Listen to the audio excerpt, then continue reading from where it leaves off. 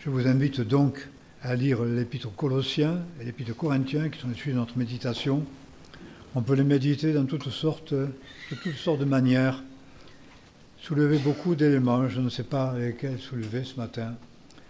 Et j'ai beaucoup médité, pas mal médité ces textes ces jours-ci. Mais quelle direction prendre?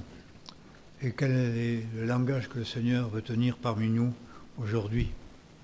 C'est ce qui est important et qu'il est parfois difficile de découvrir. C'est pourquoi je veux avec vous écouter simplement le Seigneur qui nous parle par sa parole.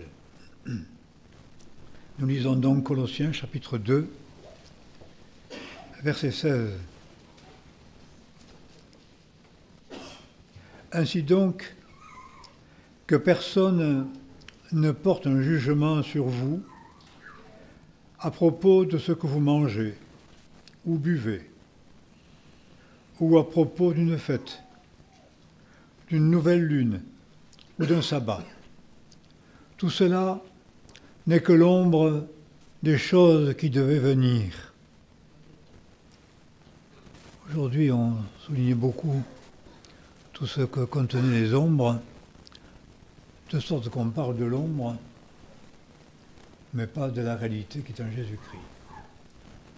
Parler de l'ombre est tellement insuffisant, mais prendre tellement l'esprit que la réalité du Christ est voilée. Et la gloire de son œuvre, le scandale de sa croix, la gloire de sa résurrection et la gloire céleste, sa session céleste dans le ciel, en qui nous sommes, ces choses-là sont voilées. À force de s'attacher à l'ombre, la réalité disparaît. J'ai souvent pris comme exemple ceux qui parlent ainsi. Contentez-vous de l'ombre de votre femme. En tout cas, tant qu'on n'est pas marié, ça ne suffit pas. Après, bien sûr, pas non plus. On se contente des ombres. L'ombre annonce ce qui sera, mais ce qui est glorieux, c'est ce qui est. Tout cela n'est que l'ombre. Et je crois que justement, restituant les cultes par les liturgie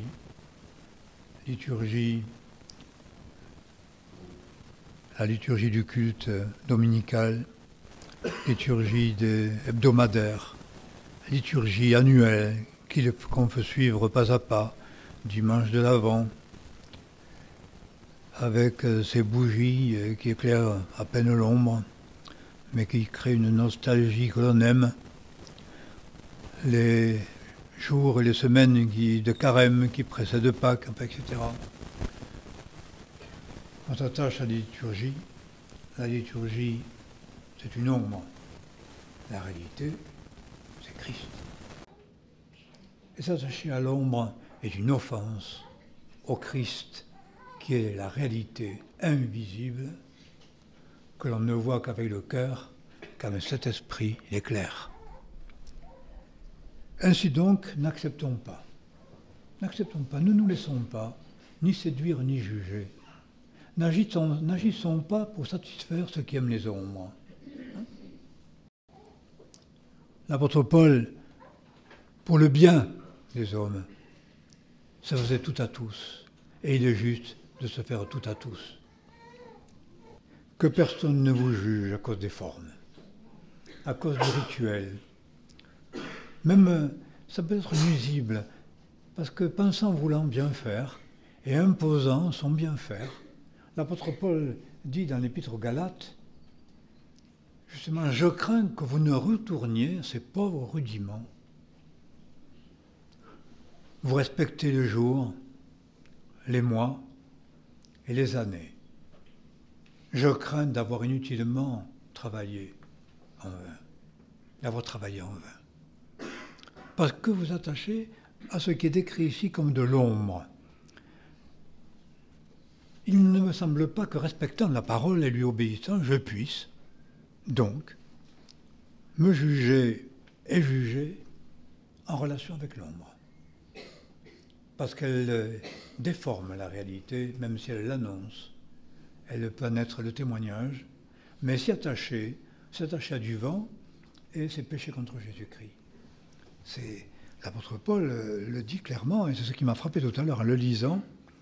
Je vous livre un peu mes méditations, et je ne sais pas trop mettre de l'ordre, mais regardez ce que dit l'apôtre Paul aux Galates, chapitre 4. Il parle aux Juifs et il parle aux païens dans ce chapitre 4. Il parle d'abord aux Juifs, au début. Il parle de leur enfance, asservie à des lois et à des principes. Mais, lorsque les temps ont été accomplis, Dieu a envoyé son Fils, verset 4, né d'une femme, né sous la loi, afin de racheter ce qui était sous la loi et de nous faire obtenir adoption filiale. Parce que vous êtes fils, Dieu a envoyé dans vos cœurs l'esprit de son Fils, lequel crie « Abba, Père ». Ainsi tu n'es plus esclave, mais fils. Et si tu es fils, tu es aussi héritier par la grâce de Dieu. Être fils, c'est, on peut dire, le fondement même de l'Évangile. Nous étions des religieux, d'autres des païens, puisqu'il va traiter des païens. Vous connaissiez Dieu, pas Dieu, et vous serviez des dieux qui ne sont pas de nature, donc les faux dieux, les païens. Et les uns les autres, il les appelait à devenir des fils par la foi en son Fils. Lorsque l'on a reçu le Fils et que l'on a reçu dans le cœur ce que la parole appelle, l'apôtre Paul appelle dans l'épître aux Romains chapitre 8, l'esprit d'adoption qui dit « Père », qui atteste en nous, il est notre Père.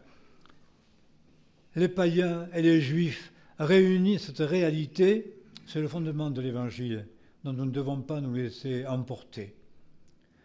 En général, on nous dit, lorsque nous sommes dans la difficulté, ou lorsque nous sommes tentés, ou pour vaincre certains problèmes de l'âme ou du corps, comme la sexualité, il faut prier beaucoup, il faut lire ta Bible tous les jours, il faut ceci, il faut cela.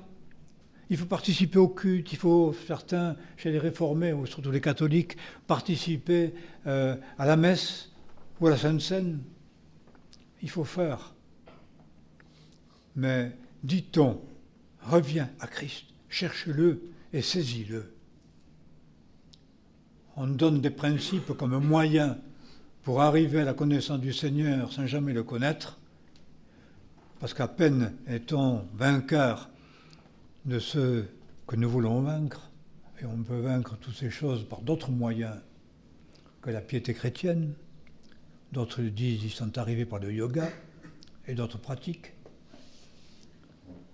Mais ce n'est pas Christ que l'on rencontre, parce que ceux qui sont ainsi vainqueurs sont pétris d'orgueil, de jugement, et jugent ceux qui ne font pas pareil. Et le jugement et l'orgueil sont pires aux yeux de Dieu que les difficultés de la sexualité. Bien sûr.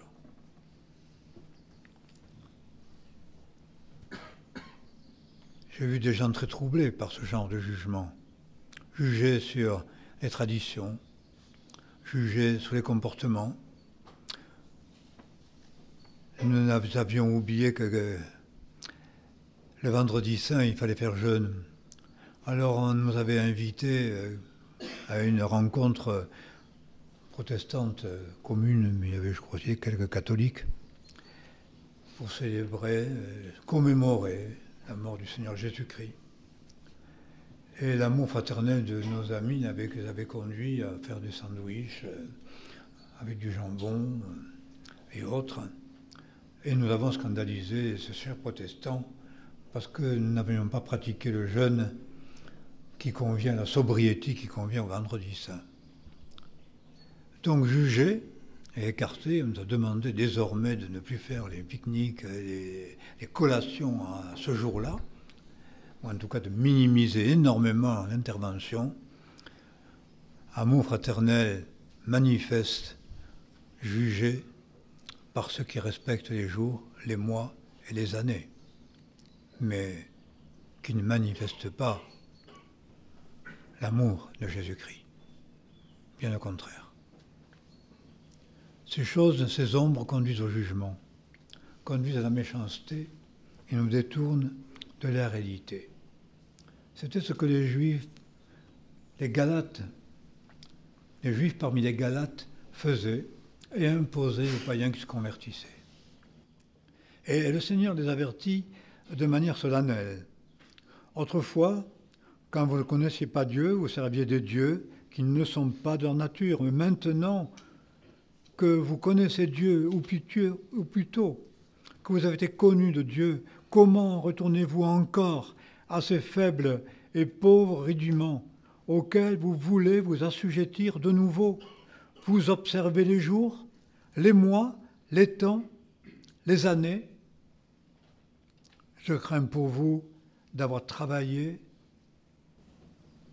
en vain. Tout devient un vain quand on retourne à ça. Et aujourd'hui, dans le monde religieux, il faut bien le dire, c'est tout ce qui reste de la piété des hommes. Les jours, les temps. Alors c'est le temps de Pâques, puis c'est le temps de Noël, et puis un beau jour, il y en a un, il se gourre, et puis il va dire au jour de Pâques que c'est le temps de Noël. Parce qu'il y a des phrases qui s'inscrivent dans la tête, et quand on devient vieux comme moi, eh bien, elles ne s'arrêtent plus de fonctionner, et on les utilise à mauvais escient. Voilà. La tradition des hommes, ça tue. Ça rend vain l'Évangile. Et se laisser impressionner, juger ou juger là-dessus, et dénoncer dans la parole, parce que l'esprit de jugement détruit l'amour et détruit la communion. C'est quelque chose de terrible, ça.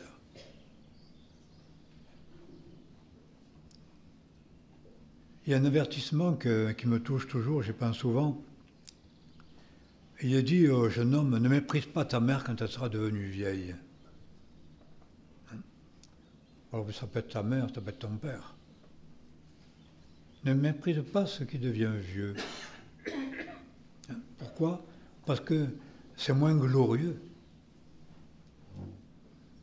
Mais le mépris et le jugement, l'accusation, c'est le diable. Et on peut accuser sur des choses très extérieures. Et l'apôtre Paul dit aux Colossiens, ne vous laissez pas juger sur ces choses. Que personne ne porte un jugement sur vous. On ne peut pas les empêcher de le faire, mais ça signifie qu'on n'a pas besoin d'écouter. N'est-ce pas?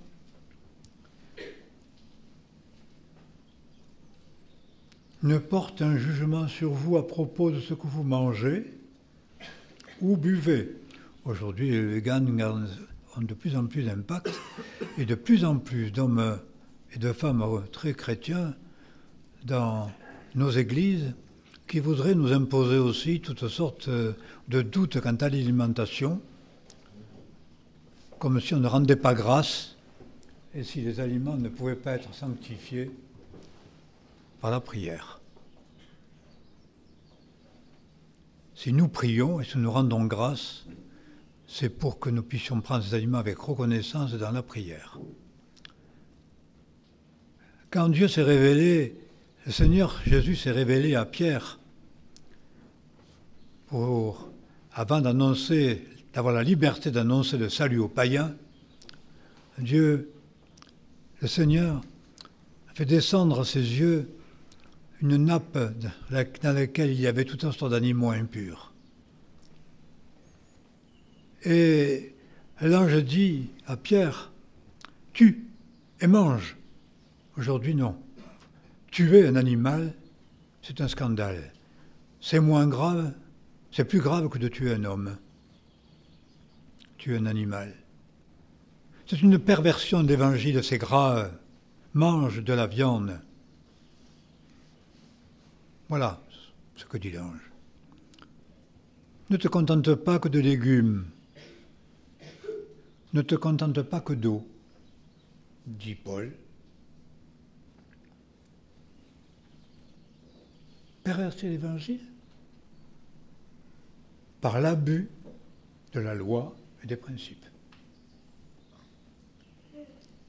c'est quelque chose de beaucoup plus difficile et grave que nous pensons. Ça court l'Église aujourd'hui, il faut le savoir. Il ne reste plus que quelques principes, quelques lois que l'on impose aux autres avec rigueur et sans compassion. Interdit, légalisme, ritualisme, jugement, exclusion et méchanceté, orgueil partout, parce que si l'on ne parle pas comme tout le monde parle, on est automatiquement sanctionné. Dire que Notre-Dame est une déesse abominable construite à la gloire de la Reine du Ciel, ce qui est dénoncé complètement dans les prophètes et la parole, et si l'Église est fondée sur le fondement des apôtres et des prophètes, Jésus-Christ étant la pierre de l'angle, il est évident que cet édifice n'est qu'une abomination aux yeux de Dieu. J'aime l'art, j'aime la beauté. Je regrette, humainement parlant, au niveau du regard humain, tout ce qui s'abîme et tout ce qui se jette. J'aime l'objet, malheureusement, mais la gloire de l'idole reste aux yeux de Dieu une chose abominable qui détruira par le souffle de sa bouche. La violence de l'homme dans sa religiosité s'élève contre Dieu, mais dire ce que je vous dis est un jugement abominable et me fait courir des dangers. Nous sommes de plus en plus, en exaltant l'histoire, en exaltant l'art et en nous attachant à la culture, des idolâtres qui se courbent devant les idoles et qui adorent avec les idolâtres qui sont en abomination aux yeux de Dieu et qui attirent sur eux un jugement, mais c'est loin de l'espérance céleste dont nous parle la parole. C'est loin de la réalité. À force de s'attacher à l'ombre, on adore les idoles. C'est ainsi que l'Esprit Saint se retire des cœurs, des familles et de l'Église. Mais ce qui ne marche pas dans la voie de ce peuple sont souvent honnis, bannis et détestés. L'opprobre de Christ est encore et toujours un opprobre, même au sein du peuple croyant évangélique. Il faut le savoir. Et peut-être pour certains parmi nous aussi.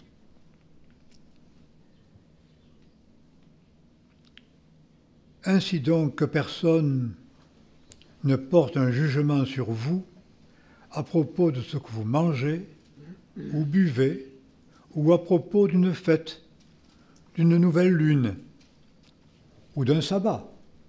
La pratique du sabbat, la pratique du jour, vous observez les jours, les mois et les années.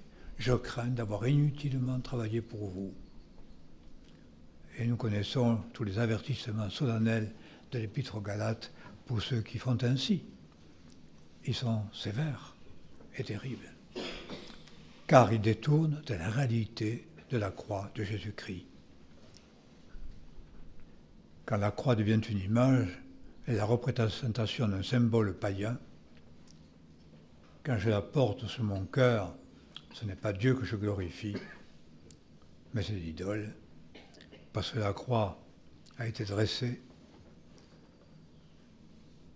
brûlée. Christ l'a vaincu et il est ressuscité. Dans la croix, ce que nous avons à voir avec la croix, c'est d'accepter d'être une plante avec le Seigneur dans la crucifixion de la chair pour être une plante dans la résurrection, en esprit. Tout cela n'est que l'ombre des choses à venir, qui devaient venir, mais la réalité, j'aime tellement cela. Mais la réalité, où est la réalité? Comment connaître la vérité? À quoi s'attacher et quoi glorifier?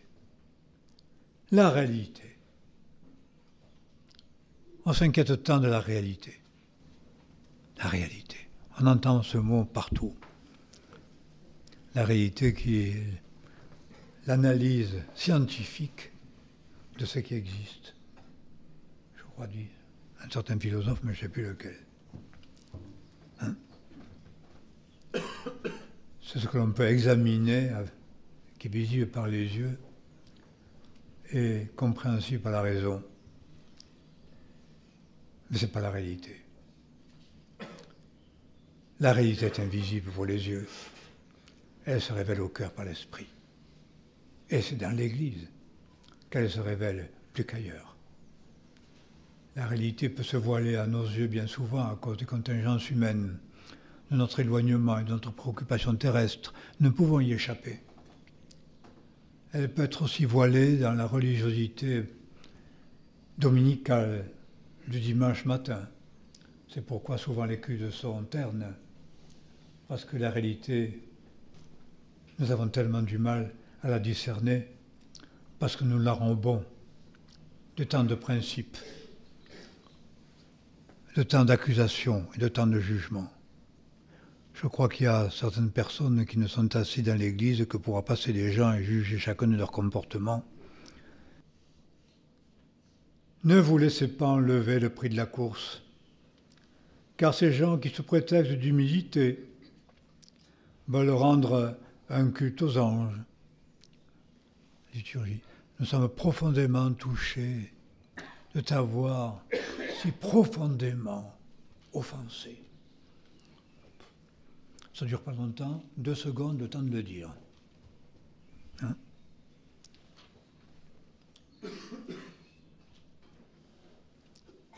Sous prétexte d'humilité, veulent rendre un culte aux anges, s'abandonnent à leur propre vision, enflés d'un vain orgueil par leur sens charnel. Ils ne demeurent pas attachés au chef. Lorsque tout s'en va, il reste ce qui est. Quand on n'a plus rien, on ne peut plus rien faire, que reste-t-il? La réalité. Ce qui est visible disparaît, mais la réalité est invisible. Il faut savoir discerner ça. La réalité est invisible. Et elle ne se voit qu'avec le cœur. Le visible nous afflige et suscite l'incrédulité. La forme nous désespère parce que nous la sentons vide d'âme, même si nous tâchons d'en mettre par des émotions charnelles et fabriquées, mais vide d'esprit. Peut-être plein d'âme, mais vide d'esprit. Parce que seul l'Esprit Saint révèle la réalité. C'est Dieu qui nous révèle son Fils, et le Fils qui nous révèle le Père. Et si nous le cherchons lui, et si nous cherchons sa face, la réalité invisible pour les yeux, mais qui est vérité aux yeux de Dieu, nous apparaîtra et nous la verrons avec les yeux du cœur. Et un beau jour, dit Job, nos yeux le verront et non ceux de notre, quand tout sera poussière. Voilà.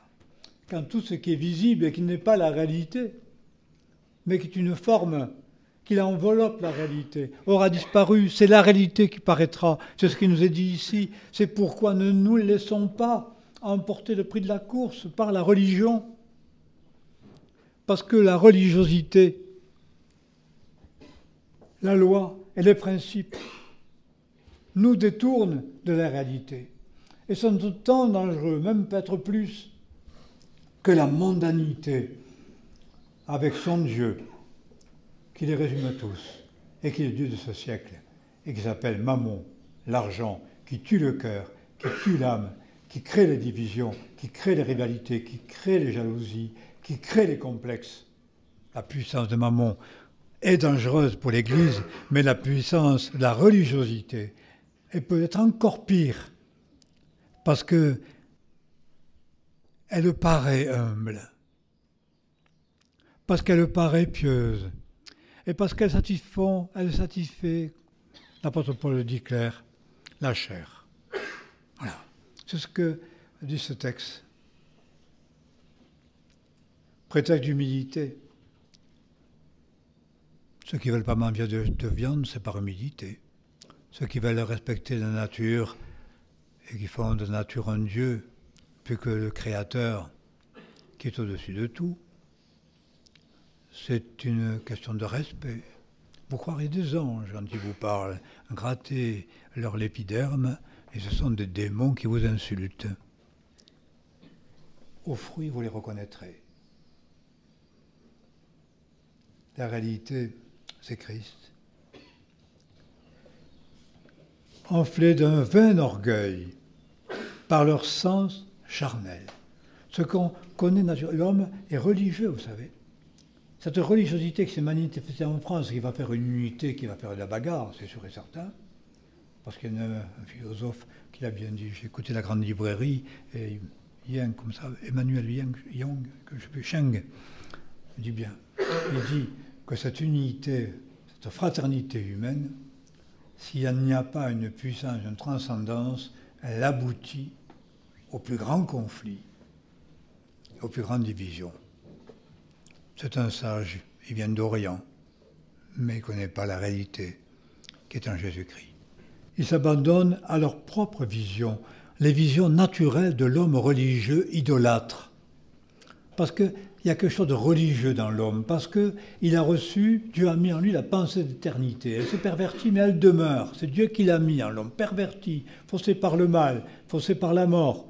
Mais tout ce culte à la mort, toutes ces relations avec la mort, avec les morts, avec les ancêtres, par l'histoire peut-être, que sais-je, et par ces idoles. Comprenez? C'est la mort, ça. Ça nous détourne de la vie véritable qui est en Jésus-Christ, parce qu'elle est éternelle. Et la religiosité naturelle penche vers la mort, sans cesse. Et l'on adore les morts, mais le vivant, où est-il dans nos cœurs? Lui, le vivant, le vrai. Il ne demeure pas attaché au chef, la tête, la pierre angulaire, le Seigneur que l'on adore, Jésus ressuscité que l'on glorifie. Il ne demeure pas attaché au chef, de qui tout le corps, soutenu et fortement uni par ses jointures et ses articulations, reçoit le développement qui vient de Dieu. Pas soutenu par un mythe et par une idée, par un regret, par une célébration, mais uni solidement par toutes ces jointures et ces articulations. L'amour pour le peuple de Dieu. Il est un texte d'un psaume que j'aime beaucoup. Malheureusement, il n'est pas traduit dans toutes les versions comme ça, mais il dit, ce texte j'aime bien. Il dit, lui-même est misérable à ses yeux, suivant une certaine version, mais il est l'ami de ceux qui aiment Dieu, qui aiment le Seigneur. Misérable à ses yeux, coupable, condamné, accusé, mais ami, malgré tout, les frères. L'amour fraternel est le fruit de l'esprit, et la preuve de l'authenticité de la foi. Ça va se manifester par là. L'authenticité de notre foi grandissant, la révélation du Seigneur Jésus-Christ ne peut pas nous conduire à des extases mystiques qui vont nous mettre sur un piédestal tout seul, mais qui nous conduisent à l'amour fraternel où se trouve la véritable consolation, de sorte que le corps entier, cohérent, et uni solidement par ses articulations. Pas une unité générale. Elle se manifeste dans l'articulation des membres, dans leur jonction, dans leur coordination, dans leur appartenance mutuelle à un corps. Je vois tellement d'hommes solitaires dans la foi. Ils sont parmi les chrétiens, mais ils ne veulent pas faire corps. Mais Dieu nous appelle à être du corps de Christ et membres du corps de Christ par notre attachement. La véritable piété n'est pas dans le jugement de ceux qui ne pensent pas tout à fait comme nous, qui ne font pas bien comme nous pensons, n'est pas dans le bien faire, mais dans la connaissance du Seigneur Jésus-Christ qui nous unit par des liens indissolubles qui sont au-delà de l'homme et qui vont porter du fruit. Parce que c'est ainsi la croissance de l'Église. Quelle est notre évangélisation? Elle est là, notre évangélisation. C'est pas faire remuer le ciel et la terre pour faire des prosélytes. mais c'est nous aimer les uns les autres, parce qu'il est promis que dans cet amour, dans cet attachement, le développement de l'Église va s'opérer. C'est parce que les frères dans l'Église primitive s'aimaient solidement, ils mettaient tout en commun, ils s'aimaient de manière pratique. Personne ne disait que ces biens leur appartenaient en propre. Ils prenaient leur nourriture avec joie, simplicité de cœur. C'était ce que j'avais voulu mettre à l'époque, mais on m'a dit que c'était quand même un peu trop cher, sur les serviettes jetables. C'était jetable, vous comprenez, de la mission, avec joie et simplicité de cœur. Ils prenaient leur nourriture avec joie et simplicité de cœur. Ils mettaient tout en commun. Et le peuple, les habitants de Jérusalem, voyaient l'unité de l'Église par ce don mutuel, par cette appartenance mutuelle, par cet amour manifeste et visible. Voyaient combien ils s'aiment et ils reconnaissaient la présence du Seigneur dans l'Église et cela portait ses fruits. Et l'Église grandissait chaque jour parce que Dieu ajoutait à l'Église ceux qui sont sauvés, ceux qui étaient sauvés. Prédestinés au salut, ils étaient amenés naturellement à cette Église qui s'aimait et qui très vite s'est mis aussi à juger. Extraordinaire ça. Donc il s'agit bien de revenir au Seigneur, parce que la religiosité, l'œuvre de nos mains, ce que nous sommes et ce que nous faisons, nous en éloigne pieusement, et les séductions du monde par ses richesses, sa gloire, sa beauté, son art, ses sens, parce que nous avons tout dans le monde pour satisfaire nos désirs et ne pas avoir de désirs, et ne pas avoir de convoitise, nous y reviendrons peut-être, c'est d'être rien dans la vie. Un homme sans passion est rien dans la vie. Il est inintéressant. Le monde nous séduit par ses passions, mais ceux qui sont à Jésus-Christ ont crucifié la chair avec ses passions et ses désirs. Il ne s'agit pas de satisfaire nos passions. Il ne s'agit pas de chercher dans le Seigneur la satisfaction de nos désirs, une Église qui me plaît, des frères et sœurs qui me plaisent et qui satisfassent mon aspiration, un rituel qui me plaise, ou peut-être une prédication qui me plaise et qui va nourrir quoi? Ma connaissance du Seigneur, j'espère. La réalité qui se détache de tous ces oripeaux religieux et mondains se manifeste et se tient debout, non pas la croix, mais Jésus-Christ, assis sur le trône, dans la majesté divine. Il règne et nous l'attendons comme notre roi. Nous prions.